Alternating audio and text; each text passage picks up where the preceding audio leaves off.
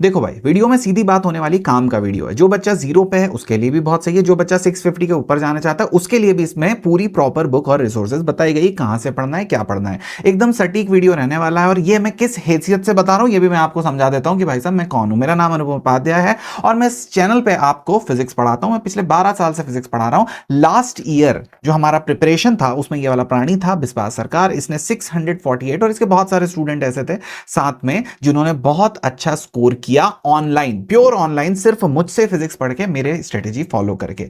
ये भाई जो प्राणी है इसके आप परसेंटाइल देख सकते हैं, 91 परसेंटाइल है। वही चीजें मैं आपको बताने वाला हूं कि आपको क्या करना है। चीजें मैं आपको बिल्कुल डिटेल क्रिस्प बताने वाला हूं, फालतू की चीजें यहां पे कुछ भी नहीं होने वाली हैं। तो एक बार जरा ध्यान से देखो हमें क्या क्या करना है। जो चीजें मैं आपको बता रहा हूं वो है कि थ्योरी के लिए आपको किस तरह से कौन से रिसोर्स फॉलो करने हैं, थ्योरेटिकल जो क्वेश्चंस होते हैं उनके लिए आपको कौन से रिसोर्स फॉलो करने हैं, इसके बाद आपको बेसिक क्वेश्चंस के लिए कौन से रिसोर्स फॉलो करने हैं। बेसिक तक आपका हो गया, फिर आपको एडवांस थोड़े क्वेश्चन पे जाना है जो मॉडरेट और डिफिकल्ट लेवल के होंगे, उनके लिए आपको कौन से रिसोर्स फॉलो करने हैं। हैवी कैलकुलेशन वाले जो क्वेश्चंस होंगे, जब आप इतना कवर कर लेंगे तो हैवी कैलकुलेशन वाले क्वेश्चंस पे जाना होगा, तो उनके लिए क्या फॉलो करना है। और फिर अब अगर आप 700 प्लस, मतलब आप 650 के ऊपर जा चुके हैं, आप 700 प्लस मार्क्स आप लाना चाहते हैं, तो कौन से रिसोर्स आपको फॉलो करने हैं। हर बच्चा हर चीज फॉलो नहीं कर सकता। धीरे धीरे जब आप ग्रोथ करते हैं, धीरे धीरे जब आपका लेवल अप होता है, तो आपको अपने रिसोर्सेस उस हिसाब से चेंज करने होते हैं। मैं फिजिक्स के लिए ये सारी चीजें आपको बताने वाला हूं। ध्यान से सुनिएगा हर एक चीज कि भैया हर स्टूडेंट को क्या फॉलो है, जो करना ही करना है वो चीज है भैया आपकी थ्योरी वाले रिसोर्सेज। देखिए मैं आपको बता रहा हूं, लेक्चर नोट्स में आपके सब होगा। जब मैं आपको पढ़ाऊंगा हर चीज, हर थ्योरी, जो भी नीट का सिलेबस है उससे थोड़ा बियॉन्ड आपके लेक्चर नोट्स में अवेलेबल होगा। बहुत सारे क्वेश्चंस इजी, बेसिक, एडवांस आपके लेक्चर नोट्स में अवेलेबल होंगे, वो आप क्लास में कर चुके होंगे। अब ये उसके बियॉन्ड है, उसके आर पार, उसके आगे आपको क्या करना है वो चीजें मैं आपको बता रहा हूं, ठीक है। अब सबसे पहली चीज, आपको थ्योरी अगर पढ़नी है तो एनसीईआरटी पढ़नी पड़ेगी। एनसीईआरटी के अंदर से थ्योरेटिकल क्वेश्चन सीधे लाइन वाइज आते हैं। मैं आपको 10 दूसरी बुक बता दूंगा थ्योरी पढ़ने के लिए, लेकिन वो एनसीईआरटी की लाइन पे ही क्वेश्चन पूछते हैं। इस बार जो पहला एग्जामिनेशन था उसमें भी 2026 का पहला एग्जामिनेशन था, उसमें एनसीईआरटी की लाइन से क्वेश्चन थे। दूसरी बार भी एनसीईआरटी की लाइंस के अंदर से क्वेश्चन पूछने की उनने कोशिश करी। कई बार एनसीईआरटी की बैक एक्सरसाइज से भी उठा के सीधा क्वेश्चन पूछते हैं। तो NCERT is very important for theory purpose. आप समरी और पॉइंट्स टू पॉन्डर जरूर पढ़ें, ठीक है। इसके अलावा जैसे मेरी क्लासेस आप मुझे फॉलो करते हैं तो मैं आपको एनसीईआरटी के पूरे लेक्चर्स, जो भी इंपॉर्टेंट लाइंस है उन पे क्वेश्चन बना बना करके करवाता हूं। जस्ट लाइक बायोलॉजी, मैं आपको एनसीईआरटी की इंपॉर्टेंट लाइंस इकट्ठी करता हूं, उसके ऊपर क्वेश्चन बना के करता हूं। अगर आप मुझे फॉलो कर रहे हैं तो ये चीज आपको मिल जाएगी। दूसरी चीज, मॉड्यूल्स और बुक्स, उनके पीछे एक समरी बनी हुई होती है, तो आप समरी जरूर पढ़ें। मोर और लेस वही चीज होने वाली जो आपके लेक्चर नोट्स में, मोर और लेस वही चीज होने वाली है जो आपकी एनसीईआरटी में। और बुक्स के पीछे, अगर आपके पास कोई बुक्स है, मॉड्यूल्स है जो कि आपके पास होंगी, अगर आप प्रिपेयर कर रहे हैं, तो उसके पीछे समरी होती है, उसमें थ्योरी लिखी होती है, वो थ्योरी भी पढ़ें। एक ही चीज बार बार क्यों पढ़ें? क्योंकि बेटा अलग अलग बुक्स हैं, मॉड्यूल अलग है, एनसीईआरटी अलग है, मेरे लेक्चर नोट्स अलग हैं। तो आप जब देखेंगे ना तो सब में अलग, एक ही बात है पर अलग अलग तरह से लिखी हुई है।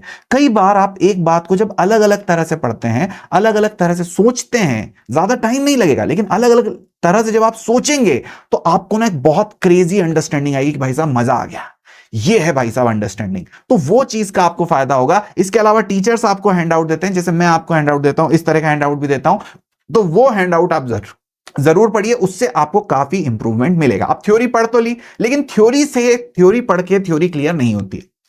थ्योरी क्लियर होती है थ्योरेटिकल क्वेश्चन से, तो वो थ्योरेटिकल क्वेश्चंस भी आपको लगाने। और best resource for theoretical question क्या है? तो सबसे अच्छी चीज आपके मॉड्यूल्स या बुक्स, उसके अंदर आप छांट के सिर्फ थ्योरेटिकल क्वेश्चन करिए। जिस दिन आपका मूड है कि भाई साहब मुझे न्यूमेरिकल में नहीं जाना, थ्योरेटिकल क्वेश्चन पहले खत्म करिए। हमेशा थ्योरेटिकल क्वेश्चंस को आपको पहले खत्म करना है, इससे आपकी थ्योरी स्ट्रांग होगी, आपके फॉर्मूला, आपके ग्राफ, आपके जो भी कॉन्सेप्ट है ना उस चैप्टर को लेके, वो स्ट्रांग होंगे। तो सारे थ्योरेटिकल क्वेश्चन आप अपने मॉड्यूल के खत्म कर लीजिए। डीपीपीस के क्वेश्चन एक बार फिर से देख लिए, अगर आपने पूरा एक साथ लगाया तो सिर्फ थ्योरी वाले क्वेश्चन फिर से देखिए। थ्योरेटिकल क्वेश्चंस पे फोकस करिए ताकि आपके असर्शन रीजन गलत ना हो। और एक और चीज कि भैया बहुत इंपॉर्टेंट थ्योरेटिकल क्वेश्चंस अगर आपको देखने हैं तो एचसी वर्मा जो बुक है, इसकी आप पीडीएफ डाउनलोड कर सकते हैं, कहीं से भी आपको मिल जाएगी। पीडीएफ वगैरह खरीदने की जरूरत नहीं है ना, पर अगर आप यहां पर खरीदना चाहते हैं तो खरीद सकते हैं। सेकंड हैंड भी खरीदेंगे तो सस्ती मिल जाएगी। पर इसके थ्योरेटिकल क्वेश्चंस आप कर लें, सारे थ्योरेटिकल क्वेश्चन। ये थ्योरेटिकल क्वेश्चंस भी मैं अपने क्लासेस में, अपने नोट्स में डाल के करवाता हूं और इसके अलग से सेशंस भी लेता हूं। तो आपको अगर ये चीज फॉलो करनी है तो ये भी करें। एक और प्रो टिप, इससे आपकी थ्योरी बहुत स्ट्रांग होगी दोनों चीजों से। एक और प्रो टिप कि आपके पुराने समय पे जो एम्स की एग्जाम होती थी, तो एम्स की एग्जाम अलग होती थी। तो एम्स के पेपर में ना बहुत अच्छे पीवाईक्यूज आते थे, मतलब असर्शन रीजन बहुत क्वालिटी के आते थे। तो आपको असर्शन रीजन एम्स के पेपर वाले करने हैं। इसके अलावा अगर कहीं पे एम्स का पुराना कोई मटेरियल मिल जाए, सस्ता सा है क्योंकि एग्जाम बंद हो चुकी है, उसके प्रिपरेशन की जो आपको किताब है अगर वो कहीं से मिल जा रही है, 50 60 100 रुपए तक में मिल जाएगी, अगर वो मिल जाती है तो आप वो उस किताबों में भी बहुत सारे थ्योरेटिकल असर्शन रीजन वाले क्वेश्चन होंगे, तो वो भी आप थ्योरेटिकल क्वेश्चन के लिए यूज कर सकते हैं। बहुत अच्छा मटेरियल है, मेरे पास कुछ किताबें हैं, उनमें से मैं अपने लेक्चर नोट्स में क्वेश्चन डालता हूं, बढ़िया क्वेश्चन रहते हैं एम्स वाले। ठीक है, इसके अलावा अब क्या करना है, तो आपने थ्योरी कंप्लीट कर ली, थ्योरेटिकल क्वेश्चन कंप्लीट कर लिए, बेसिक क्वेश्चन आपको करना है। बेटा ये सब जो बता रहा हूं ये करना ही करना है, बेसिक क्वेश्चन आपको करने हैं। तो बेसिक क्वेश्चन के लिए आपको क्लास के आपके टीचर डीपीपी देंगे। डीपीपी में पहला भाई एक सेक्शन जो देते हैं जनरली बेसिक क्वेश्चन का मैं देता हूं, फिर एडवांस लेवल वाली डीपीपी देता हूं। तो बेसिक क्वेश्चन वाली डीपीपी कंप्लीट करनी ही करनी है। उसके बाद मॉड्यूल का एक्सरसाइज 1 जनरली बहुत बेसिक होता है, किसी भी मॉड्यूल का, किसी भी कोचिंग का, जनरली मैंने हर जगह पढ़ाया है, हर जगह का मैंने मॉड्यूल देखा है। पहला एक्सरसाइज बिल्कुल बेसिक अच्छे लेवल का होता है, जितना आपको आना चाहिए। अगर वो आपको डिफिकल्ट लग रहा है मतलब आपका लेवल कम है, आपको उस लेवल तक के तो आने ही चाहिए, वो बेसिक लेवल है। ठीक है, तीसरी चीज, नीट के अंदर बहुत इजी इजी क्वेश्चन आए, आपने देखा है 2019 2000 मतलब हर साल ही, इस बार भी इनफैक्ट कुछ क्वेश्चन बहुत आसान है। तो नीट के जो इजी क्वेश्चन होते हैं वो आपको कर लेने हैं। अब नीट के क्वेश्चन कहां से करने हैं, मॉड्यूल आपके पास जिस भी कोचिंग में आप पढ़े हैं, या आपका भाई बहन पढ़े हैं, या कोई दोस्त पढ़ा है, या आप अभी पढ़ रहे हैं, वहां के मॉड्यूल आपको या तो पीडीएफ में या प्रिंटेड फॉर्म में मिल चुके होंगे। ठीक है, डीपीपी आपको टीचर देंगे जिन टीचर से आप पढ़ रहे हैं। तीसरी चीज, अगर आप नीट की बात करते हैं तो नीट के पीवाईक्यूज के लिए देखो बेटा एक examsite.com करके, ये बहुत अच्छी साइट है क्योंकि अगले साल सीबीटी होने का चल रहा है। तो यहां से आपको बेहद फायदा होगा कि आप यहां से जब पढ़ रहे हैं तो इस पे आप अपना पूरा जो पीवाईक्यूज है उनका टेस्ट दे सकते हैं। पीवाईक्यूज पे आप एक तरह से टाइमर लगा करके सॉल्व कर सकते हैं, आप वहां पे क्लिक करके चेक कर सकते हैं कि आपका आंसर सही है नहीं है, आप वहां पे सॉल्यूशन चेक कर सकते हो। That's a very good site. लेकिन अगर आपको ऑफलाइन पढ़ना है, आपके सामने होना चाहिए कि भाई मैं इंटरनेट पे नहीं पढ़ना चाहता, डिस्ट्रैक्ट नहीं होना चाहता, लैपटॉप नहीं है, फोन नहीं है, जो भी आपकी दिक्कत है, उस सब दिक्कतों से हटके आप पीवाईक्यू की बुक खरीद सकते हैं। ये भी सेकंड हैंड खरीद लें, एक साल जो आखिरी का है उसका पीवाईक्यू का पेपर आप डाउनलोड कर लें, पेपर से आप दे दें। ठीक है, तो पुरानी बुक भी अगर आप ले रहे हैं तो बहुत बढ़िया, सस्ते में ले लीजिए, कोई दिक्कत नहीं है। ये बुक्स आपके पास इतना सामान करना ही करना है। देखो कोई भी प्राणी अगर नीट में सिलेक्ट होना चाहता है, ठीक ठाक नंबर लाना चाहता है, तो थ्योरी उसको बहुत अच्छे से आनी चाहिए, तीनों चीजें उसके पास होनी चाहिए। थ्योरेटिकल क्वेश्चन की उसकी प्रैक्टिस होना चाहिए, तभी थ्योरेटिकल क्वेश्चन उसके होंगे। ग्राफ भी थ्योरेटिकल क्वेश्चन में ही मैं मान करके चल रहा हूं। ठीक है, थोड़ी बहुत इक्वेशन से सॉल्व हो जाता है। अगर आप देखेंगे एम्स के क्वेश्चन, इसके बाद बेसिक क्वेश्चन उसके स्ट्रांग होना चाहिए, मतलब कम से कम 100 क्वेश्चन उसके बेसिक में होने चाहिए। उसके लिए ये 3 रिसोर्सेज उसके पास रहने चाहिए। डीपीपी में 50 हो जाएंगे, मॉड्यूल में भी 50 लगभग क्वेश्चन रहेंगे, और फिर नीट के क्वेश्चन भैया उसके 10 20 15 जो भी है नीट के अच्छे क्वेश्चन वहां पे बेसिक वाले वो कर लेगा। इतने हर किसी को करना, और ये बेयर मिनिमम, इसके बिना आप सोच भी नहीं सकते कि आपको डेंटल भी मिलेगा या आयुर्वेदा भी मिलेगा। इतने तो करना ही है। अब क्या हो गया, अब अगर आपके बेटा इतना सब कर रहे हो, इसको आपने अच्छे से करा है, प्रॉपर शिद्दत से करा है, तो आप 450 500 नंबर तक पहुंच चुके हो। आप अपनी मेहनत करिए, इन क्वेश्चंस को बार बार करिए, आपका एक बेस बन चुका है। अब आप तैयार हो कुछ ऊपर लेवल पे जाने के लिए। आपके 500 प्लस नंबर आ रहे होंगे, मैं बोलूंगा 400 450 प्लस भी नंबर आ रहे हैं, तो आप यहां तक आने के लिए तैयार हो चुके हैं। अब अपना लेवल अप करना है, अब आपको थोड़ा एडवांस लेवल पे जाना होगा। अगर आप मेरे ग्रुप में रहे हुए हैं, अगर आप यहां पर पढ़ें, तो आपने देखा होगा इस तरह के मैं ग्रुप बनाता हूं। ग्रुप में हर तरह की चीजें होती है, डेली टारगेट्स वगैरह होता है, डीपीपीज होती है। मैं अपने ग्रुप में ही आपको एडवांस लेवल के क्वेश्चन की अलग, यहां पर आप देखेंगे तो अलग डीपीपी का अलग सेक्शन है, एडवांस लेवल के क्वेश्चन का अलग सेक्शन है। अलग सेक्शन में एडवांस लेवल की डीपीपी में आपको देता हूं। अब इस डीपीपी में क्या रहता है, तो आपको एडवांस लेवल के क्वेश्चन पे जाना है। आप समझ रहे हो, हमने बेसिक कंप्लीट कर लिया है, 400 450 500 तक अब हम आ चुके हैं। अगर तब तक नहीं आए हैं, आप 300 पे और एडवांस पे जाने का सोच रहे हो, बेटा 500 नंबर जो हैं उसमें आपको बेसिक तक का स्ट्रॉन्ग करना है। फिजिक्स में मैं बोलूंगा कि जब तक आपके 80 नंबर नहीं आते, बेसिक आपका क्लियर नहीं। 50% तो आपका बेसिक बेटा क्वेश्चंस आपको आने चाहिए, बेसिक आपका स्ट्रांग होना चाहिए, तभी आप जाओगे, तभी आप एडवांस पे जाने की कोशिश करो। अदरवाइज डिमोटिवेट होगे और छोड़ दोगे। अब एडवांस क्वेश्चन पे जा रहे हो तो एडवांस क्वेश्चन वाली डीपीपी करो। ठीक है, जेई मेंस की तरफ अब हम थोड़ा जा रहे हैं। एडवांस क्वेश्चन मॉड्यूल की एक्सरसाइज 2 जो थोड़ी डिफिकल्ट होती है, मिक्स्ड कॉन्सेप्ट वाली होती है, वो वाली एक्सरसाइज करो। तीसरी चीज जेई मेंस और बेटा नीट के जो डिफिकल्ट वाले पीवाईक्यूज हैं उनको अटेम्प्ट करो। अब आप एडवांस्ड क्वेश्चन पे आ चुके हो। अब आपका यहां से जब आपका नॉलेज कंप्लीट हो चुका है, तो now you should be focusing on आपका भैया स्पीड।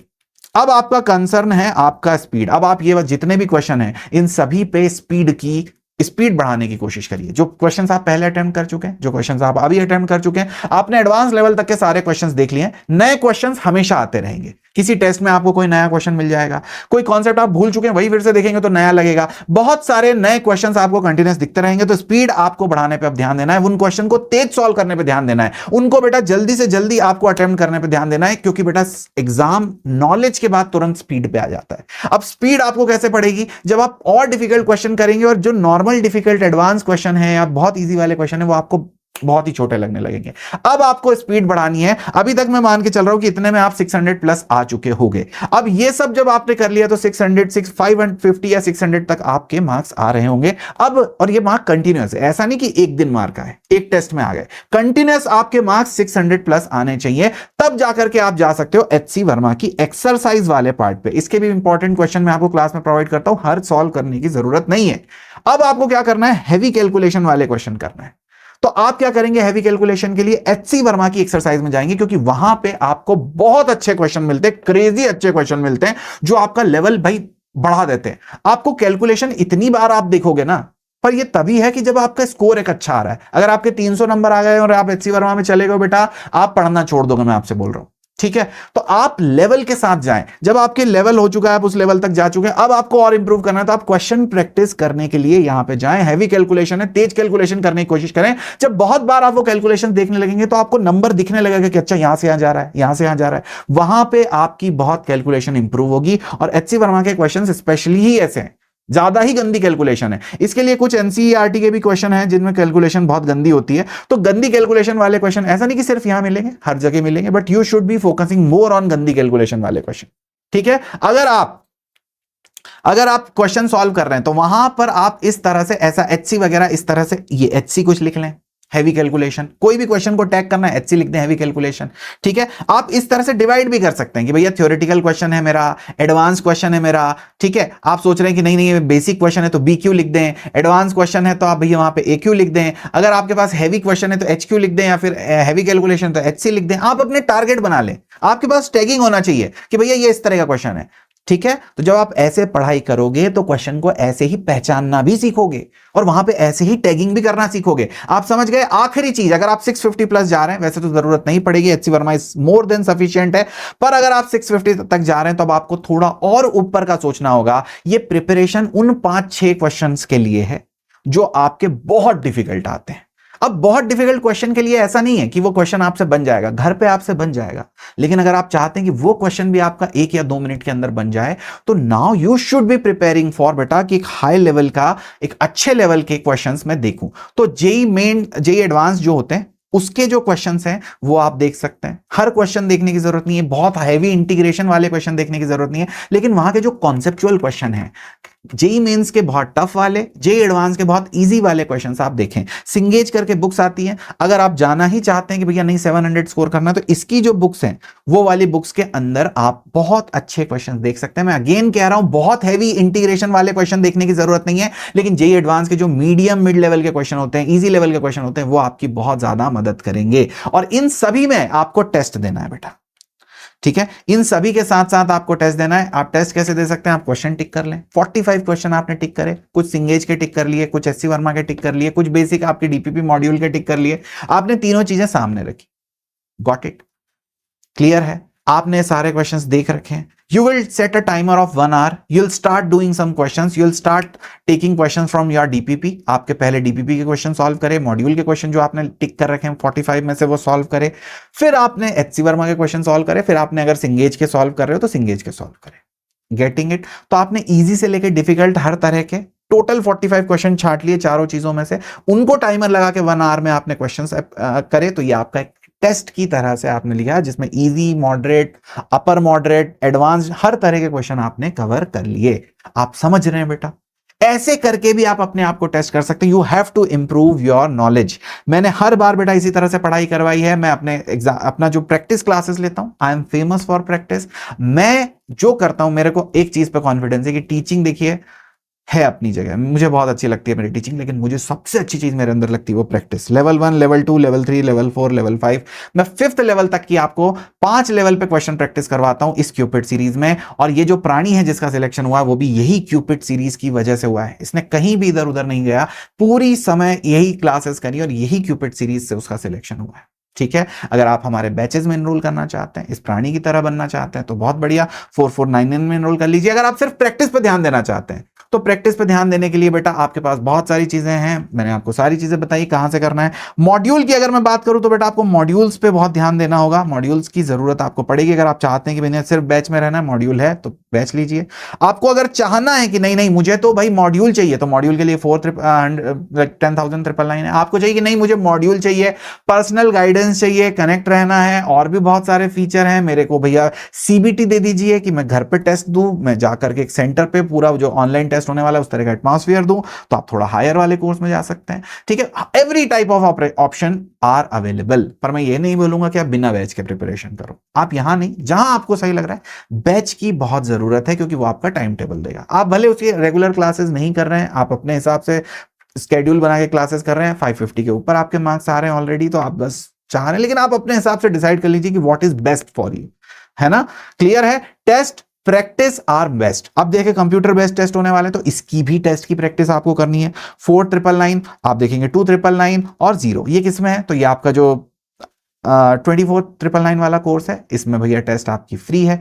आप अगर यहां पे देखेंगे 10,999 वाला जो कोर्स है, इसमें अगर आप लेते हैं तो 2,999 में लेने वाला है, और 4499 वाला जो कोर्स है उसमें 4,999 अगर आप एक्स्ट्रा देते हैं तो आपको कंप्यूटर बेस्ड टेस्ट पूरे सारे मिलने वाले, सीबीटी मिलने वाले हैं। ये सीबीटी आपकी बहुत मदद करेंगे। बैचेस अगर आप एनरोल करना चाहते हो तो बेटा देखिए, सिंपल सी बात मैं आपको बताता हूं, बेस्ट टीचर से नहीं पढ़ रहे ना, मतलब एक हारने की तैयारी आप कर रहे हो। यहां पर आप देखेंगे तो सारे के सारे टीचर प्रूवन है, सभी ने रिजल्ट दिए हैं, सभी टीचर वो हैं, ये पूरी केमिस्ट्री की जो टीम है कोटा वाली टीम है, और बेटा हर एक इंसान ने बेस्ट से बेस्ट रिजल्ट दिए हैं। This is the best team on YouTube जो आपको पढ़ाने वाली है। तो बेटा आपको बस उठना है, पढ़ना शुरू कर देना है और शिद्दत से फॉलो करना है। जो भी मैंने यहां पे आपको हर एक चीज बताई है, हर चीज फॉलो करिए, सबूत आपके सामने है, आपके पास जो भी चीजें हैं वो सब कुछ आपके सामने है। अगर ये बच्चा साल भर क्लास में नहीं पढ़ा हुआ होगा तो 10 लोग कमेंट कर देंगे कि नहीं ये क्लास का बच्चा नहीं है। ठीक है, तो आपके सामने है, किसी ने बन के दिखाया, अब आपके बनने की बारी है। पेपर डिफिकल्ट था, आपको भी पता है, कैसे निकलेगा रास्ता आपने देख लिया है। Now it's your turn. Bye bye.